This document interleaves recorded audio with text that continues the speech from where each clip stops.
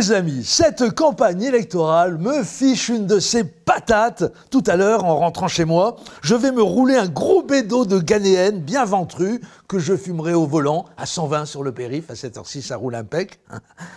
C'est interdit, oui, c'est interdit. Vous n'êtes pas content? Je vous emmerde. Oui, je fume de la beuh depuis des années. J'en fais même pousser sur mon balcon. Et quand la récolte est abondante, je revends le surplus à des copains.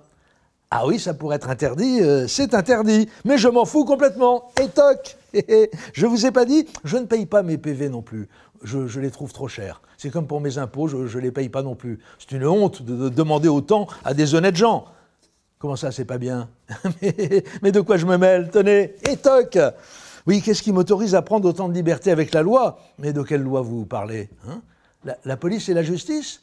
Bien sûr que non, je ne vais pas leur obéir. Il manquerait plus que ça. Ce sont les deux principaux rouages du complot. La machination contre moi, le système. Vous savez, les politiques, leurs amis journalistes, sans parler des puissants lobbies qui les manipulent et qui se sont ligués pour me faire taire parce que mes chroniques dérangent. Ben oui, elle dérange.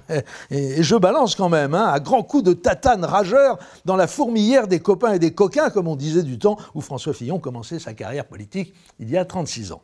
Oui, je dérange. Hein, j'ai quand même déclaré à plusieurs reprises devant l'objectif de cette caméra qu'Emmanuel Macron était de droite. Et ma voix n'a pas tremblé. Ça n'a pas plu à tout le monde, je peux vous le dire, même ici. Hein, je ne me laisserai pas bâillonner. Tiens le système. Fuck. Et merci à François Fillon et Marine Le Pen de m'avoir donné l'idée. Depuis que moi aussi je suis victime d'une machination politique, mes chroniques sur YouTube font beaucoup plus de vues et de likes. Encore un effort et je pourrais mettre de la pub. Et surtout, les commentaires sont devenus très sympas.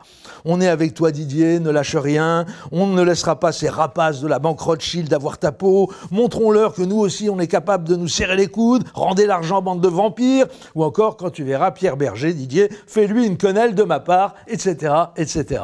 Ah non, c'est sympa. C'est chaleureux. Hein. Un peu comme les commentaires des gens interrogés à la sortie des meetings de François Fillon depuis quelques jours. Tous pourris, les journalistes sont pires que les nazis, Hollande assassin, votez Poujade. Ah oui, bonne ambiance. Fuck le système, voilà. En tout cas, cette convergence de la lutte anti-système entre les Républicains et le Front National fait chaud au cœur. Sinon, pour ce qui est d'un complot qui serait à l'origine de l'enquête du Canard enchaîné sur l'enrichissement personnel de la famille Fillon grâce à des emplois fictifs, je ne dispose pas de preuves décisives. Peut-être que c'est Bercy qui a donné l'info au Canard, comme ça se susurre bruyamment à droite.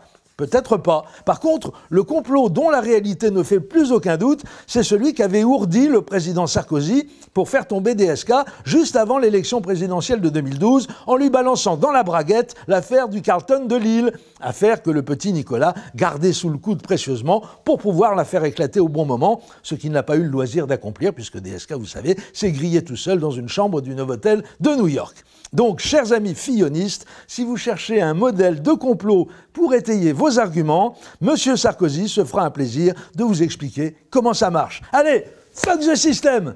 À lundi.